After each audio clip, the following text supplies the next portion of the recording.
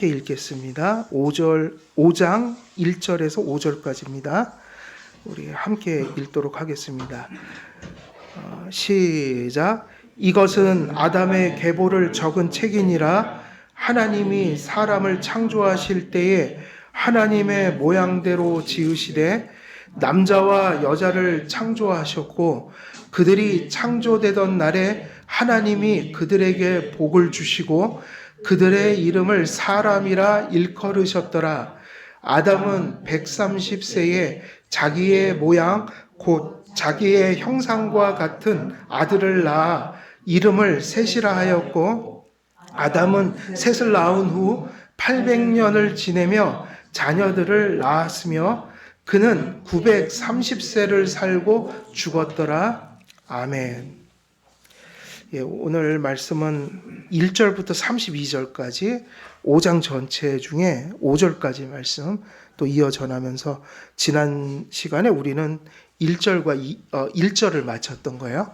그리고 2절에 대한 조금 말씀을 드리긴 했으나 오늘은 다시 거기로 돌아가서 또 말씀을 이어서 가도록 하겠습니다. 그래서 우리가 이 1절에서는 셋의 계보, 구원받은 자손들의 계보잖아요. 그죠? 그렇지만 항상 구원받은 자손들의 계보를 말할 때도 어디로 거슬러 가서 얘기를 해야 합니까? 창조로 가야죠. 그리고 그들이 어디로부터 떨어졌는지가 중요하고, 타락했지만 그들이 아담이 받았던 원시 복음을 그들이 받아들였기 때문에 그들은 하나님께 제사도 드렸고 하나님과 동행했고 순종했다. 그래서 창조로부터 아담의 계보를 얘기하기 시작하는 거죠. 구속의 족보라고 해서 그냥 구속으로 가는 게 아니에요. 창조부터 거슬러 올라가는 거예요. 그래서 사람이 기원으로 가는 거 되게 중요하죠. 그리고 이제 하나님이 그 하나님의 형상을 따라 만드셨다. 요 얘기도 중요한데, 이제 그 사람을 창조하셨다는 얘기를 남자와 여자를 창조하셨다는 말로 이어져요. 이거 되게 중요한 얘기입니다. 맞습니다. 사람을 창조하셨다. 근데 그렇게 얘기하고 끝나면 안 되고, 사람은 그냥 사람이 아닙니다. 항상 사람은 남자와 여자가 사람이기 때문에 언제나 성경은 강조해요. 남자와 여자. 에베소서 와도 아내의 역할, 남편의 역할, 남자의 역할, 여자의 역할. 이 창조 질서를 항상 언제나 하나님께서 다시 한번 드러내 주신다. 그래서 사람을 창조했단 말이 중요하지만 2절이 정말 더 중요하죠. 사람을 구체적으로 또 얘기하고 있으니 남자와 여자를 창조하셨고, 이런 말씀을 읽을 때마다 하나님이 남자와 여자를 얼마나 큰 기쁨과 선함으로 지으셨는가, 그리고 이 남자와 여자로 지으실 때 하나님이 두신 어떤 뜻이 컸다. 그러니까 자꾸 남자 여자 자꾸 말씀을 하시는 거예요. 그런데 남자와 여자 이 하나님의 이 창조 질서, 이것을 오늘날 그 경계를 허물고 이런 질서를 뒤엎으려고 할 때 그게 얼마나 반성경적이냔 말이에요. 그게 그 심각성을 이런 곳에서 우리는 느껴야 돼요. 남자와 여자를 창조하셨다. 계속 말씀하세요. 이유는 뭐냐? 하나님은 어떤 뜻을 가지고 그렇게 하신 거기 때문에 그것을 현대인들이 거스르려고 할 때 그거는 하나님의 창조 질서를 몹시도 어떻게 보면 이렇게 배역하는 모습들이다. 이것을 우리는 중요시해야 합니다. 그래서 남자와 여자를 창조하셨고, 그래서 그들이 창조되던 날에 하나님이 그들에게 복을 주시고 그들의 이름을 사람이라 일컬었더라. 하나님께서는 하나님의 형상대로 사람을 창조하셨는데, 그 사람이란 의미가 다시 한번 강조하지만 뭐와 뭐를 의미하는 거예요? 남자와 여자. 그러니까 사람하면 반드시 나와야 되는 게 남자와 여자의 연합과 구별, 그리고 질서, 역할, 이런 것들이 그 안에 담겨서 하나의 온전한 인류 공동체를 만들어가는 것이다. 사람은 남자만도 아니요, 사람은 여자만도 아닙니다. 남자와 여자를 합쳐 사람이라고 합니다. 우리가 이 이야기를 사실은 지금 코로나 때부터, 코로나로 저희가 우리 계속해서 그 교리문답 학교를 했었어요. 지금 교리문답 학교를 회복했잖아요, 교회에서. 근데 코로나 때는 줌으로 했었어요. 줌으로 했었어요, 줌으로. 그래서 다 참석 못하고 이게 줌을 좀 사용하실 줄 아는 분들 모여서 하셨는데, 줌으로 하면서 따지고 보니까 지금 코로나가 또 지난 지가 어떻게 됐죠? 끝난 게 지금 또 몇 년 되나요? 또 몇 년 지났죠? 2년 좀 지났죠? 코로나 기간에 거의 1년 넘게 또 했으니까 지금 몇 년 동안, 사실은 이 얘기는 3년 동안 했어요. 3년 동안 한길교회에서는 계속 창세기 할 때마다 또 우리가 가정과 결혼, 거기서 또 반복했어요. 그러니까 이제 이 말씀은 어느 정도 이해가 됐을 거라고 생각하는데, 밖에를 나가면 이해를 못해요. 계속 남자와 여자의 역할과 또 그 역할의 차이, 질서의 차이가 있지만 동등하다, 평등하다. 그러면 이 얘기를 못 알아들어요. 계속 남녀의 구별, 남녀의 질서, 역할을 얘기하면 다들 이제 다시 어디로 가냐면 남녀의 불평등이 아닙니까? 라고 가끔 목사님들도 그러고 만나는 분들이 그래요. 왜 그러냐? 이게 얼마나 이해하기가 어려운지 몰라요. 어렵다는 건 왜 그러냐면 시대 때문이에요. 이미 우리에게는 뭐가 박혀 있다고요.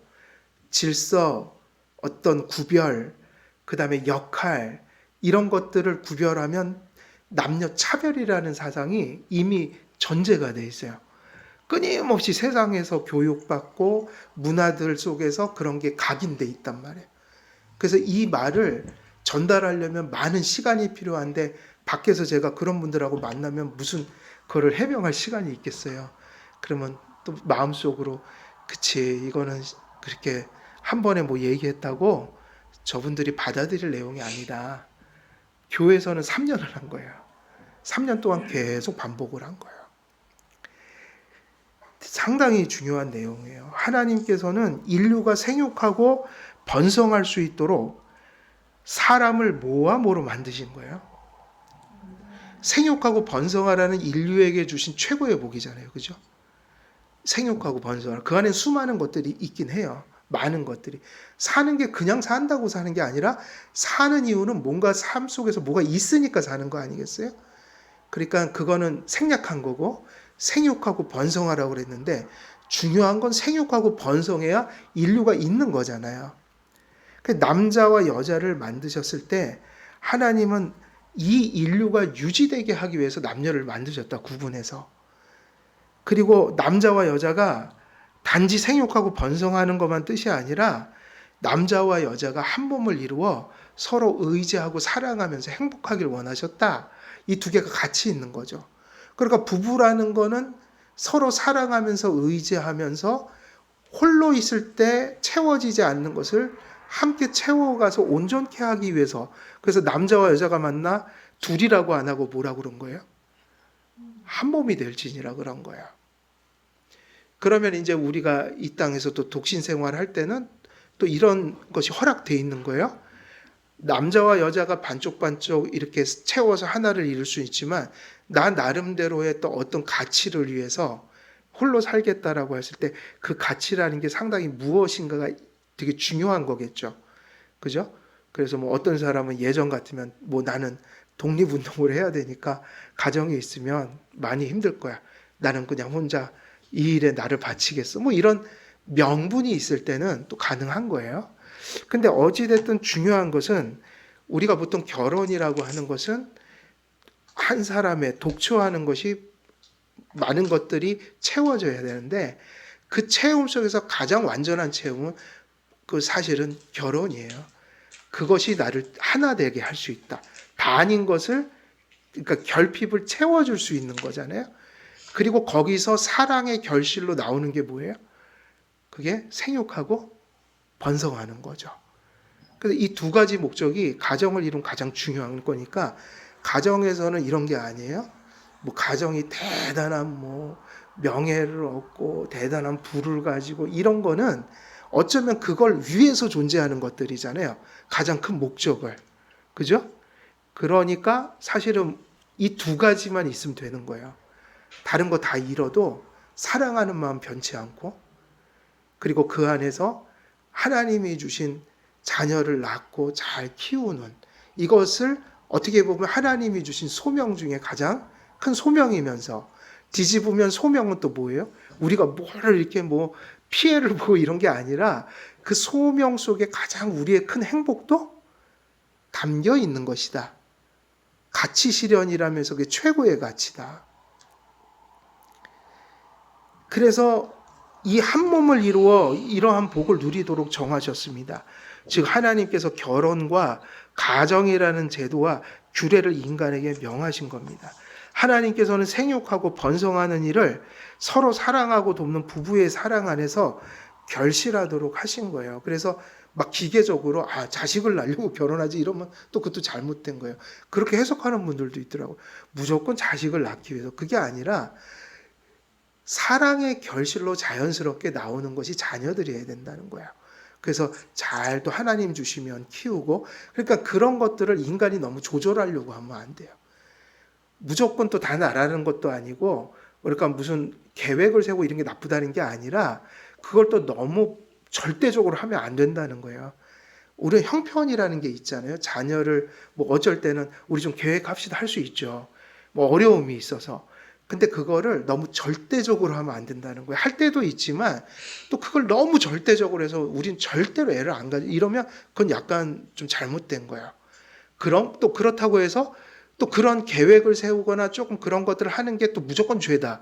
이런 것도 잘못이고, 그러니까 모든 걸 적당히 하면서 다 열어놓는 거죠. 이런 것도 열어놓고 저런 것도 열어놓고. 왜냐하면 하나님이 언제 우리에게 그런 은혜를 주실지 모르기 때문에. 그래서 그렇게 살아가는 게 맞으니까 너무 그걸 기계적으로 생각하는 건 옳지 않다. 그러니까 제가 보니까 더 중요한 건 그거 같아요. 서로 부부가 사랑하는 거예요. 제일 첫 번째는 독초하는 게 보기 좋지 않았다. 그래서 짝을 맺어주셨다. 1차적인 사랑이에요. 사랑. 그리고 거기서 나오는 결실을 소중히 여겨야 한다. 그래서 하나님께서는 생육하고 번성하는 일을 서로 사랑하고 돕는 부부의 사랑 안에서 결실하도록 하셨습니다. 모세는 경건한 후손들이 나타난 모세는 경건한 후손들이 나타난 아담의 계보를 소개하면서 다시 한번 결혼의 신성한 결속의 찬사를 보냅니다. 한 남자와 한 여자가 만나 한 몸을 이루는 남편과 아내의 불가분의 연합을 또다시 강조하는 거예요. 구원 얘기하면서 또 가정 얘기를 하는 거예요. 그래서 구원, 교회 중요하지만 교회 안에 가정은 교회가 어떤 교회가 되는 걸 결정하는 거예요. 왜냐? 그 가정을 교회가 벗어날 수가 없어요. 넘어설 수가 없어요. 가정을 벗어날 수가 없다고요. 교회는 그 가정들의 상태인 거예요. 왜냐하면 지금 교회에 오시면 그 가정에 오신 거 아니에요. 가정 따로 교회 따로 될 수 있나요? 없나요? 없어요. 그 가정이 이 교회, 그 가정 속에 있는 내가 이 자리에 오니까 가정이 교회로 옮겨지는 거예요. 가정 너무 중요한 거죠, 사실은. 그래서 결혼과 가정이라는 기원적 규례요, 창조 질서로서 결혼과 가정을 통해 하나님께서는 인류가 존속해 하시며 타락 후에 구속 백성의 역사를 이어가실 것입니다. 하나님은 얼마나 지혜로우신 분인지 모르고 또 선하신 분인지 몰라요. 결혼이라는 거, 가정이라는 거, 생육하고 번성이 인류가 퍼져가는 거, 이거를 사랑의 결실로 만들어 버리시니까 얼마나 행복합니까? 사랑 때문에 나타난 게 생육하고 번성하는 거 아니에요? 하나님이 그렇게 안 만드실 수도 있죠. 그거를 사랑이 없는 무엇으로 만들 수 있는데, 그러면 정말 힘들어질 것 같아요. 사랑을 먼저 두셨다, 가정에. 되게 중요합니다. 그래서 제가 밴드에도 올렸지만 그것도 되게 예전부터 생각했던 건데 신문에 나서 제가 거기다 올렸어요. 반려견 이러잖아요. 반려견이라는 건 잘못된 얘기예요. 이거는 신문에 나기 전에 제가 계속 생각했던 거예요. 왜 반려견이 잘못됐냐면, 반이 무슨 뜻이라고 그랬죠? 반쪽 반, 려는요? 반쪽 려예요. 그럼 원래 반려라는 걸 누구에게 썼죠? 우리도 지금 써요. 지금도. 반려? 자, 반려자는 누구죠? 부모도 아니에요? 자식도 아니에요? 오직 한 명에게 쓰는 말이에요. 반려자가 누구죠? 아내요. 혹은 남편이요. 그래서 반려라는 말은 부부간에만 쓰는 용어예요. 원래 부부 사이를 얘기하는 게 반려자였고, 반려라는 건 그것을 담은, 반려라는 말 자체가 반쪽과 반쪽 만나서 한 몸이 된다. 거의 성경적이에요. 국어사전에도 그렇게 돼 있거든요. 반려의 뜻이 뭐냐? 반쪽과 반쪽을 의미한다. 사람이 하나 돼갖고 서로의 상대방 부부가 서로를 지칭하는 말이었다. 근데 지금 그걸 누구에게 쓴다고요? 반려견하면요, 이상해지는 거예요. 반려견하면 개가 내 반쪽이 된다는 얘기예요. 개는 상대가 되는 게 아닙니다.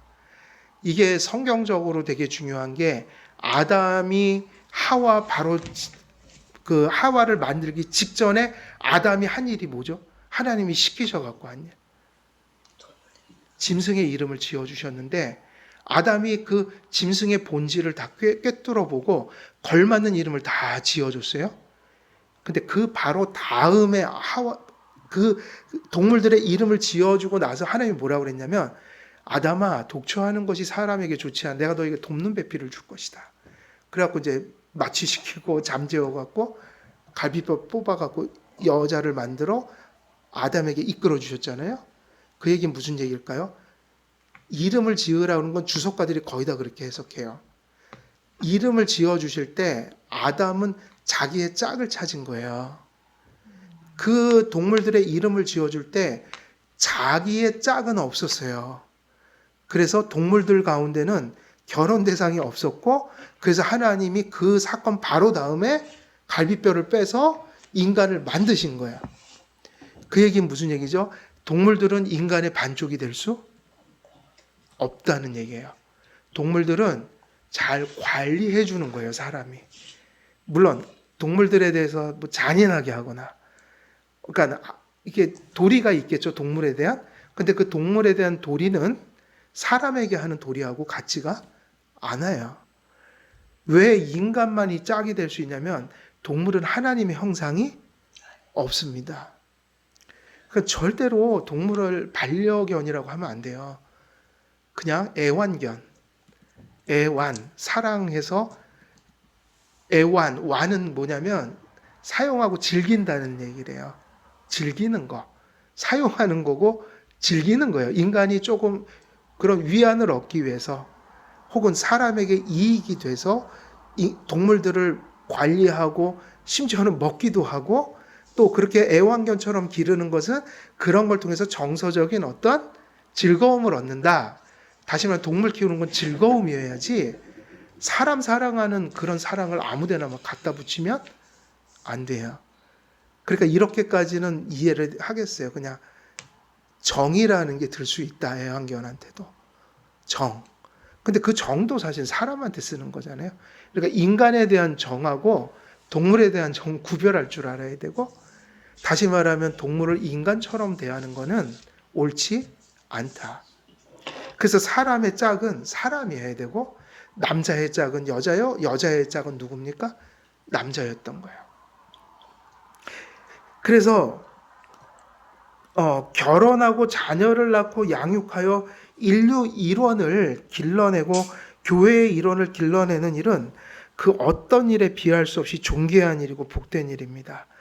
결국 인류의 일원과 교회의 일원도 가정이 없으면 다 이룰 수가 없는 거니까, 저는 요즘에 생각하기를, 그러니까 우리가 가정에서 아이를 낳아서 교회가 전도되는 게 가장 정상적인 모습인 것 같아요. 다음 세대가 이렇게 늘어나는 방법은 그 부모들이 낳은 자녀들이 교회에서 바르게 교육을 받아서 또 바른 성도 되는 거, 이게 최고의 아름다운 그 다음 세대를 이어가는 모습이다. 그거 참 중요한 것 같아요. 그러니까 우리가 하엘이 같은, 어제 유아세례, 주일날 유아세례 주고 이런 거 되게 뜻깊은 일이죠. 지금 그런 일이 벌어지고 있는 거예요. 벌써 우리 교회에도 유아세례가 3호죠. 유아세례 3호입니다.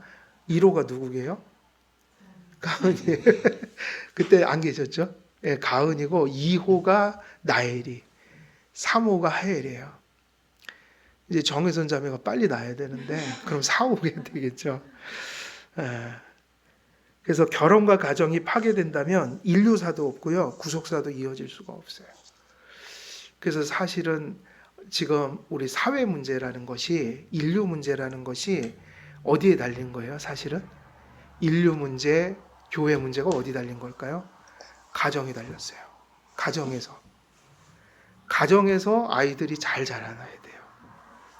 그렇지 않으면 인류도 어디도요? 교회도 소망이 없어요. 우리가 자꾸 어떤 그런 문제를 자꾸 밖에서 찾으려고 하는데 그게 아니고 어디서 찾아야 돼요? 가정에서 찾아야 된다고요. 그래서 2절에서 우리가 주목할 또 다른 교훈은 하나님께서 남자와 여자를 창조하시고 남자와 여자를 함께 통틀어 그들에게 주신 공동의 이름이 있었단 말이에요. 그게 뭘까요? 성경엔 뭐라고 되어 있죠? 우리가 이게 좀 재밌는 얘기인데 하나님께서 일부러 이 성경을 이렇게 쓰셨어요. 지금 보면은 남자와 여자를 창조하셨고 그랬죠. 그 남자와 여자는 히브리어로 뭐냐면 수컷과 암컷이에요. 그렇게 썼다고요. 수컷과 암컷이라고요. 성성을 구별해놔요. 아주 노골적으로. 남자와 여자 이렇게 얘기한 게 아니라 아담과 하와가 아니에요. 그래서 이샤와 이샤흐라는 게 남자 여자거든요. 이샤흐. 이샤에다가 이게 흐 하나 붙인 거예요. 뒤에 자음을. 그래서 남자에게서 여자가 온 게 맞아요. 그래서 원래 남자 여자 할 때 이샤흐예요. 뒤에다 조사 하나 붙인 거예요. 근데 그 용어도 안 썼어요. 남자 여자도. 여기서 뭘 썼다고요? 수컷과 암컷이다. 아주 원초적인 그 생물학적인 구분을 하고 계세요. 그러면서 뭐라고 하시냐면 그들이 창조되던 날에 하나님이 그들에게 복을 주시고 그들의 이름을 사람이라고 일컬었다 이랬죠. 여기 되게 의미심장합니다. 이 사람이라는 게 뭐냐면 아담이에요. 아담. 근데 이 아담이 뭐하고 똑같은 단어예요? 남자, 수컷인 바로 그 수컷의 이름이 뭐였어요? 아담이요. 근데 아담이 그래서 두 가지가 있는 거예요. 남자인 그 사람에게 주신 아담은 고유명사예요. 그 사람의 이름. 뭐 이런 박동근 뭐 이런 거. 근데 여기 2절에 나온 것은 고유명사가 아니라 일반 명사 혹은 보통 명사. 그러니까 뭐냐면 통틀어서 사람 할 때 쓰는 거. 그럼 사람을 무엇으로 썼다는 거예요? 아담. 왜 그랬을까요? 두 가지예요. 하와가 어디로부터 기원했기 때문이에요? 하와가 먼저가 아니라 아담으로. 그 질서가 부여되어 있지만 여긴 또 중요한 얘기가 있어요. 아담만 아담이 아니라 여자도 뭐다? 아담이다. 다시 말하면 아담과 동등한 사람이에요. 동등성, 평등성. 그래서 하나님이 아담이라는 것으로 사람이라는 걸 불렀어요. 아담이란 이름은 첫 아담, 첫 조상 하와의 남편인 아담의 이름을 나타내기도 합니다. 여기서 아담은 고유명사라고 할 수 있고, 그러나 동일한 아담이라는 이름은 남자나 여자나 할 것 없이 사람을 가리키는 무슨 명사가 됐다고요? 보통 명사가 돼버렸어요. 근데 지금도 그런 식으로 쓴다고요. man을 남자라고 할 때가 있지만 man이 뭐도 표현해요? 사람이에요, 사람. 똑같은 이치인데 지금은 이렇게 하면 큰일 나는 거죠.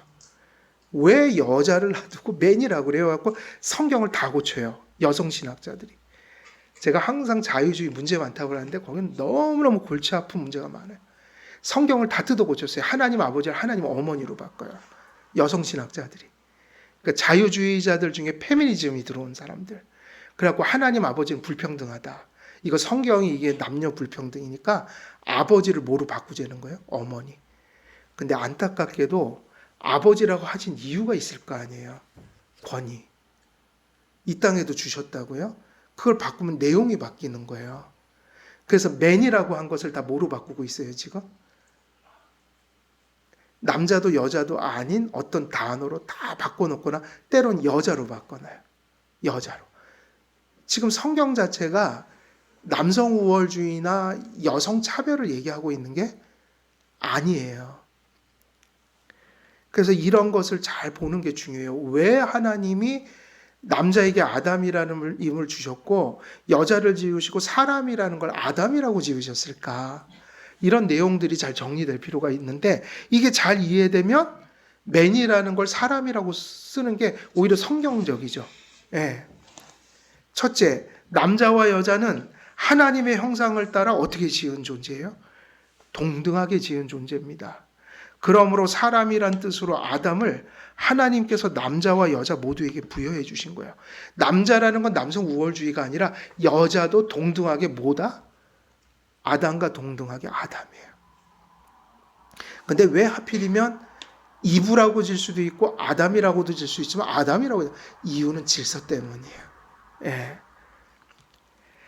그래서 남자나 여자나 모두 동등한 사람인 것입니다. 남편과 아내는 한 몸인 동시에 한 사람이니까 성경은 분명히 반쪽과 반쪽이 만나 한 몸이 된다고 그랬지 절대로 남자나 여자나 어느 쪽이 우월하거나 더 많은 어떤 점유율을 갖는 게 아니라는 거예요.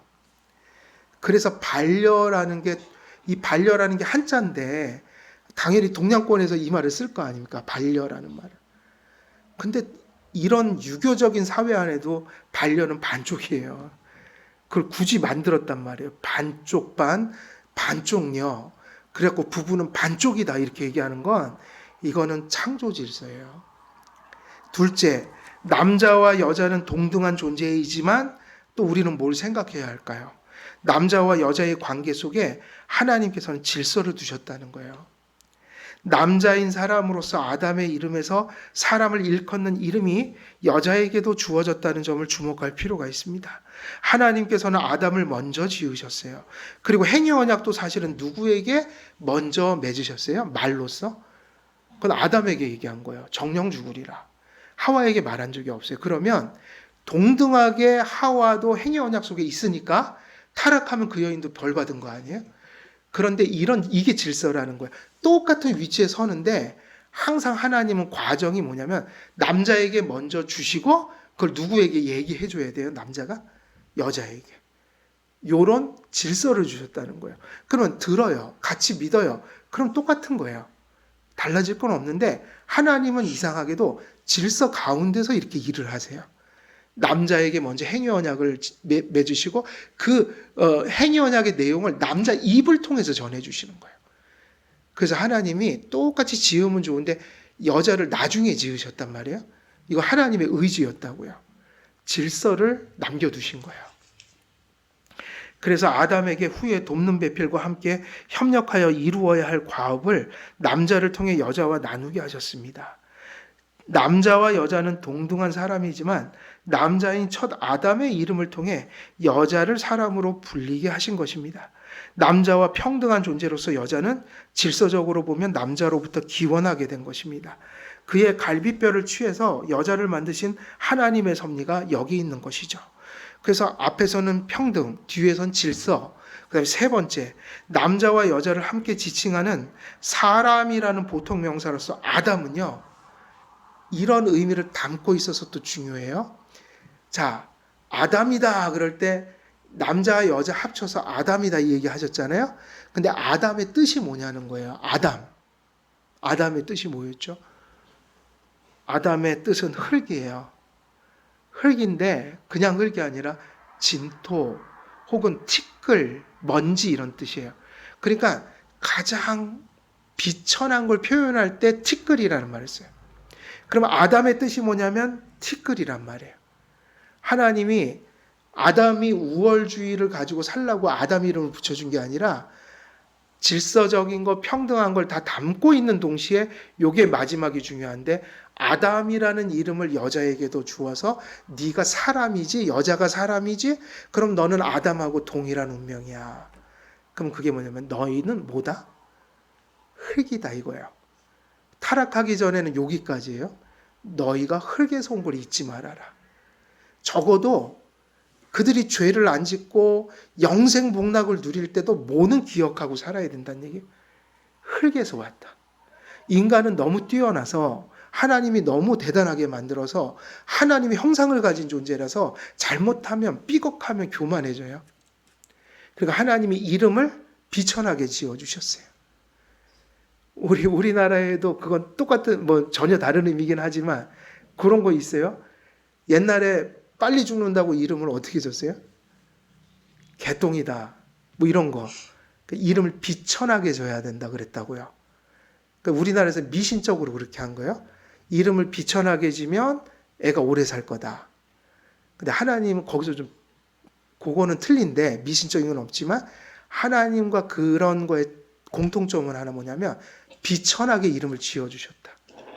아담을 대단하게 지으셨는데 하나님 형상인데 이름은 이상하게도 티끌이라고 그랬다고요. 그게 뭐냐면 교만하지 말란 뜻이었어요. 네가 대단한 존재로 내가 지었지만 네가 흙에서 지은 걸 잊지 마. 너는 흙이야. 그러니까 감사해야 돼. 너에게 어떤 탁월함이 있다면 너에겐 그게 나올 수가 없었어. 그러니까 나를 기억하라. 그러니까 너는 뭐다 이거예요? 너는 흙일 뿐이야. 근데 타락하면 어떻게 되죠? 더 한 걸음 더 나가요. 타락하면 죽잖아요. 그러니까 흙으로 돌아가리라. 사람은 두 가지를, 지금 우리는 그럴 수밖에 없어요. 우리는 두 가지를 생각해 겸손해요. 아, 나는 티끌이다. 하나님의 은혜로 사는 거다. 두 번째, 우리는 이미 타락한 세상을 사니까 우리가 흙으로 돌아갈 걸 생각하고 살아야 돼요. 언제나. 어디로 돌아갈 걸 생각한다고요? 흙으로. 이걸 생각하는 게 겸손이에요. 그래서 사실은 교회에서 자꾸 죽음 얘기하는 건 잘못된 게 아니에요. 요즘의 정서는 뭐 죽음 얘기를 저렇게 하냐. 그게 아니라 성경은 죽음 얘기를 위해서 쓰여졌어요. 우리가 죽는 존재라는 게 제일 중요하고 그러나 어떻게 죽을 것이냐를 가르쳐주고 계시고 그러면 영생하리라. 하지만 이 땅을 살아가는 동안 한치도 잊어버리면 안 되는 게 우리가 얼마 안 돼서 간다는 얘기예요. 죽는다는 그것은 비참하거나 허무하거나 어두운 얘기가 아니라 기독교인들은 언제나 세상 사람들이 보지 못하는 죽음에 대한 통찰을 날마다 하면서 살아야 되니 이름 자체가 뭐예요? 흙이다. 아담. 그러면 이 얘기는 우리에게는 그렇게 오는 거예요. 우리가 사람이니까 히브리어로 하면 아담이잖아요. 우리가 뭐예요? 아담이란 말이에요. 그러면 아담 흙이지. 맞아. 나는 흙에서 왔어. 나는 흙으로 돌아갈 거야. 그래서 준비해야 돼. 그냥 흙으로 돌아가면 큰일 나. 흙으로 돌아가는 날이 오니까 우리가 죽음을 대비해야 돼. 이게 겸손이에요. 이것이 겸손이다. 그래서 아담이 흙, 진흙, 티끌 이런 뜻을 지니고 있다는 점을 상기해야 합니다. 모세는 인간 창조의 기원으로 거슬러 올라가서 하나님께서 아담과 하와를 지으시고 그들에게 이름을 지어주신 일을 상기시키면서 인생이 뭐 해야 할 이유를 알려주신 거예요. 겸손해야 될 이유가 이름에다 새겨버리신 거예요. 흙이다. 흙에서 왔어. 흙으로 돌아가야 돼. 타락하고 나서는. 인간은 피조물 중에 가장 존귀하게 지어졌지만 그 존귀와 숭고성이 스스로에게서 난 것이 아니라 하나님께서 부여하신 것이라는 것을 기억해야 합니다. 인생은 원래 흙에서 티끌에서 왔기 때문이죠. 하나님께서는 흙을 취하여 티끌을 취하여 인간을 지으셨고 그런 비참한 존재에게 비천한 존재에게 하나님의 형상을 부어주셨어요. 그러므로 인생에게 존재하는 모든 가치 있는 것들이 어디로부터 온 것이라는 걸 알아야 돼요. 하나님은 우리는 흙일 뿐이니까 아무것도 좋은 게 나올 것이 없어요. 그건 오로지 하나님께로부터 온 것이어서 교만하면 안 되고 뭐를 해야 할까요? 감사하면서 겸손해야 한다. 사람은 스스로 교만해질 근거가 전혀 없습니다. 그러니까 교만은 거짓인 거예요. 왜냐하면 어떤 교만한 사람도 사실은 교만할 근거가 있어요? 없어요? 없어요. 교만할 근거가 없는데 사람은 교만한 거예요. 그래서 교만은 나쁜 거예요. 아니 교만할 근거가 있으면 좀 교만해도 되죠. 근거가 있으니까. 근데 성경은 우리에게 그렇게 표를 붙여버렸다고. 너는 흙이야. 다시 말하면 우리는 교만할 뭐가 없는 거예요? 근거 자체가 없는 거예요. 그래서 교만은 어떤 이유에서도 죄라고 생각해야 돼요. 어떤 순간에도 교만은 죄예요. 그래서 오죽했으면 어거스틴이 기독교의 가장 근본된 정신이 뭐냐? 첫째도 겸손이요. 둘째도 겸손이요. 셋째도 겸손입니다. 그 얘기는 그냥 나온 게 아니에요. 신앙의 속성 자체가 겸손이에요. 왜? 신앙은 주님을 지향하는 것이고 그를 의지하는 것이기 때문에 신앙 자체가 교만을 가지면 신앙이 있을 수가 없어요. 더군다나 아담 안에서 모든 사람들이 죄인이 된 후에 하나님의 형상은 파괴되었고 인생은 허물과 죄로 죽은 자가 되었습니다. 그런데 창조되었을 때도 이런데 우리가 허물과 죄로 죽었다가 하나님 살려주셨고 아직은 여죄가 남아있는데 어찌 우리가 교만할 이유가 있냔 말이에요. 그저 죄인일 뿐인데 그게 믿는 자든 불신자든 인간은 교만할 이유가 없어요. 그게 없다는 거예요. 그래서 자연적인 생명도 그리스도 안에 있는 영적인 생명도 모두 하나님으로부터 받은 뭐일 뿐이에요? 선물이고 자비일 뿐이에요. 자연적인 생명, 이 육신 생명, 이 생명이 70을 갈지 80을 갈지 90을 갈지 모르지만 제가 지금 50 몇 세잖아요. 제가 지금 죽어도 감사할 따름이에요. 왜냐하면 50 몇 년을 은혜로 산 거예요. 그래서 사람들은 그렇게 얘기하죠. 100살을 사는 사람을 보면 80세에 죽은 것이 억울하고 80세를 산 사람을 보면 60세에 죽는 것이 억울하고 60세를 사는 사람을 보면 30살에 죽는 게 억울하지만 우리는 그렇게 얘기할 자유가 없어요. 그 30년도 하나님 주셔서 산 거고요. 60년도 하나님 주셔서 사는 거, 100년도 하나님 주셔서 사는 거예요. 생은 받은 거지 내가 만든 게 아니에요. 그래서 억울해야 할 것도 없고 초조해야 할 것도 없고 주신 걸 날마다 감사하면서 살아야 되고 오늘도 눈 떴더니 살아있으면 그거 정말 감사해야 돼요. 정말 감사해야 돼요. 억울할 건 없어요. 항상 사람은 하나님이 주신 만큼 살다 가는 거예요. 이 말이 냉정해 보일지 모르지만 저는 인정하고 살아요. 저도 죽을 줄 몰라요.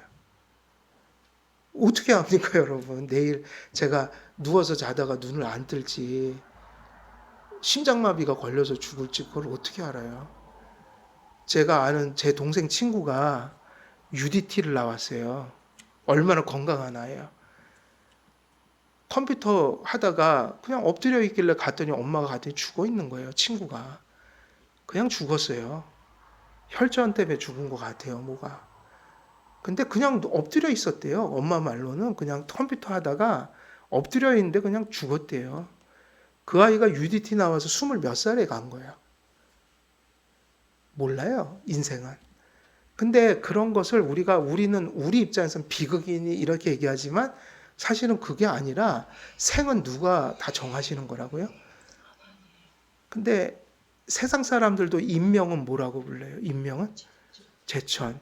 근데 이상하게 기독교인들이 그걸 인정을 못해요. 믿음이 있다고 하면서 엄청나게 그걸 받아들이지를 못해요. 그러면 안 돼요. 왜냐하면 첫째는 부활신앙이 있으면 부활하는 거 아닙니까? 그리고 두 번째 하나님의 주권. 하나님께서 정하시면 인생은 피할 수가 없는 거예요. 그런데 그게 우리가 얼만큼을 살든 우리는 이 땅의 빛을 보는 것만 해도 그 엄청난 은혜인데 저도 가끔은 그런 생각 하니까요. 내가 이렇게 생이 끝나면 어떻게 될까? 또 살다 보면 이런저런 가면 어떡하지? 근데 가만히 생각하면 아이고 50 몇 년 산 것도 저는 납골당 가잖아요. 우리 저기 어머니 거기 또 우리 장인어른 저기 양평에 납골당 모셨어요. 가면은 그 다 사진이 있죠. 왜? 요즘에는 저는 딱 가면 아버님이나 어머님도 보지만 그걸 이상하게 다 돌아가면서 다 봐요. 몇 살? 나하고 동갑이네 이분은. 71년생도 되게 많아요. 그럼 마음이 짠해져요. 아유 이분은 나하고 똑같이 태어났는데 먼저 가셨네. 사진도 유심히 보고 나중에 예수님 믿으면 또 보겠지 또 저분이 믿으면 천국함이 있겠지. 다 읽어요 저는 그 이름하고 나이 그리고 거기 뭐 이렇게 써놓은 거 있죠. 돌아다니면서 그렇게 그거 보는 게 의미가 있어요 저는. 그 무슨 생각이든 나중에는 거기 섞여버려요 내가. 그냥 나도 저 중에 있구나. 뭐 어떤 사람은 20살, 어떤 사람은 60살, 어떤 분은 100살 넘은 분도 계신데 그냥 그걸 보다 보면 세상엔 저렇게 다 가고 있구나. 근데 한 가지 확실한 건 저건 내 피할 수 있을까? 피할 수 없어요. 저도 몰라요. 저도 이제 나중에 뭐 60세로 찍힐지 그게 50몇 세로 찍힐지. 근데 저는 지금 이 얘기하는 게 기분 나쁜 얘기가 아니에요. 제 신앙이에요. 하나님이 정하신 때까지 살겠죠. 예. 그래서 하나님 건 주권이에요. 달리 말하면 우리가 받은 거예요. 다. 모든 게 받은 거지 우리 스스로의 힘으로 지금 살고 버티는 게 절대로 아니에요. 그러니까 제가 말씀드리는 요지는요. 자꾸 우리가 뭐 몇 살 살 것인가 이런 거 생각하지 마시고 지금 있잖아요. 지금을 누리시라 이거예요. 지금을 감사하라는 거예요. 지금이 소중한 거예요. 지금 여기서 이렇게 예배 드리고 있는 게 살았으니까 예배를 드리잖아요. 그것도 세상 일이 아니라 하나님을 예배하는 일을 하고 있다는 거. 감사한 일이죠. 그냥 지금을 감사하고 사는 거지 인생이 내일을 얘기해서는 안 된다. 그걸 우리가 어떻게 얘기하겠습니까? 그래서 우리가 이 아담이라는 얘기를 들을 때마다 사람이 흙으로 와서 흙으로 간다. 아담이란 이름 자체가 뭘 의미하는가? 교만하지 말라. 아담이라는 말이 무엇을 의미하는가? 우리가 받은 것 뿐이다. 받은 것 뿐이다. 이거 감사하면서 살아야 된다. 이게 아담이에요. 그래서 이 이름이 공통되게 둘에게 다 주신 거예요. 흙이라는 거. 공통점이잖아요. 남자도 흙이고 여자도 뭐예요? 흙이에요.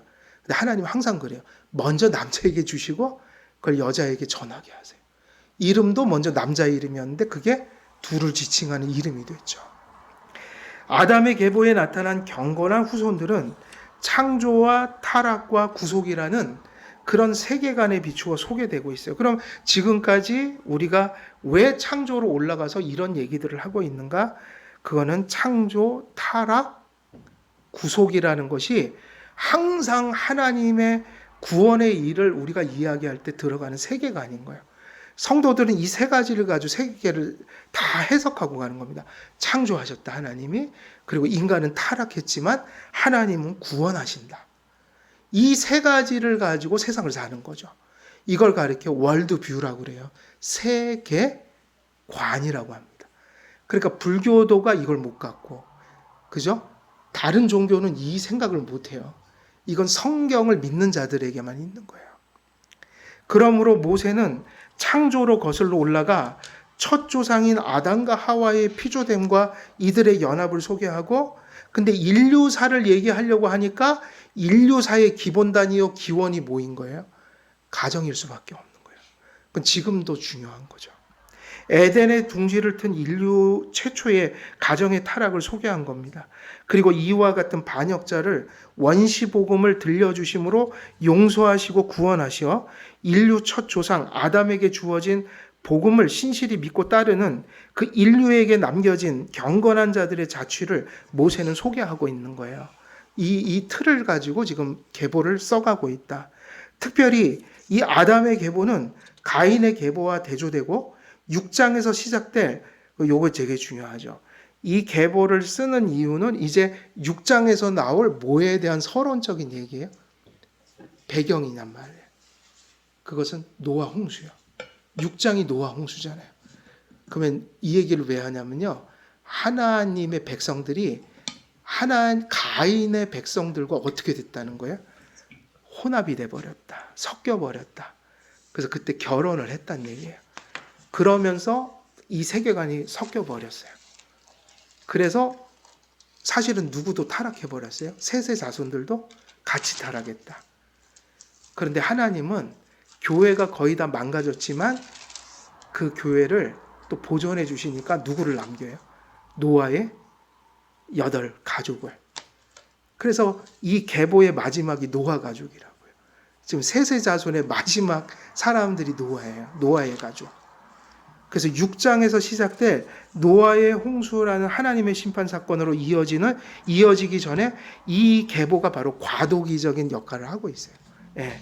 그래서 늘 지상의 영적인 위기, 교회의 위기는 가인의 계보와 셋의 계보가 무엇을 허물 때 생기는 거예요. 이 얘기 중요하죠. 노아의 홍수와 타락은 왜 생겼죠? 또 가인의 자손과 셋의 후손이 경계가 사라질 때. 그럼 이걸 우리는 지금 어떻게 해석을 해야 되죠? 교회가 자꾸 뭐 된다는 얘기로 바꿀 수 있어요? 세속화.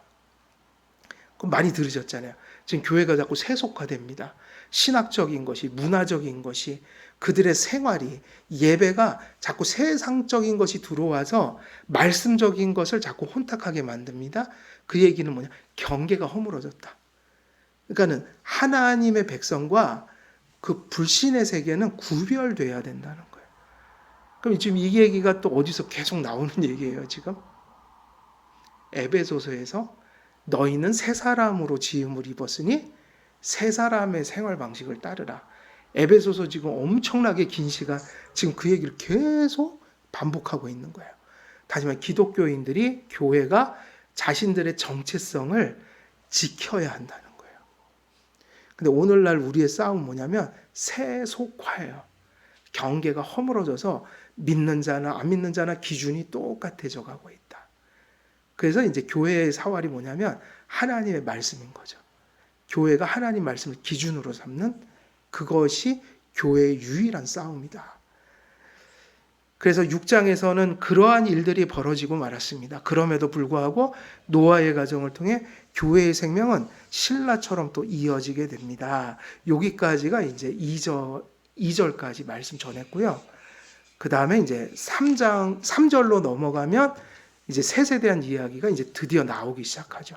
앞에는 그 전제 좀 서론적인 얘기들이고 이런 배경 속에서 우린 셋을 얘기한다. 창조, 타락, 구원. 이제 셋을 통해 하나님 구속사가 또 이제 이어져 가고 있다. 교회가 이제 셋의 후손들을 통해서 세워졌다. 그러면서 이제 셋 얘기가 나온다. 이제 이게 다음 주에 또 우리가 살펴볼 또 내용들입니다. 그래서 오늘은 여기까지 말씀 전하고요. 그럼 2절 마쳤습니다. 예, 다음 주엔 3절 가겠습니다. 제가 기도하겠습니다. 살아계신 하나님 아버지, 하나님께서 창조하신 기원, 그리고 그 창조의 기원을 거슬러 인류가 어떻게 타락했는지, 또 그런 타락한 인생들을 하나님께서 찾아와 어떻게 영원한 계획과 주권 속에 또 건져내시는지, 또 그러한 백성들이 세상에서 세속화되고 경계의 선이 흐려져서 또 교회가 허물어져 갈 때 그 교회를 어떻게 또 다시 회복시키시는지 우리가 세세 또 계보를 통해 또 살펴보게 됩니다. 이 모든 내용들 우리가 또 이러한 계보를 통해서 주시는 하나님의 뜻과 메시지를 우리의 가슴 속에 잘 깨닫고 그 말씀들을 이 시대를 살아가는 저희들이 꼭 붙들고 살아가 믿음을 지키고 교회를 지키고 또 하나님의 놀라운 역사를 세상에 전하는 일들을 잘 감당할 수 있도록 성령으로 충만케 하시며 또 특별한 사랑으로 또 한길교회와 온 세상의 공교회들을 주님께서 꼭 붙들어 주옵소서. 감사드리오며 우리 주 예수 그리스도의 이름으로 기도드리옵나이다. 아멘.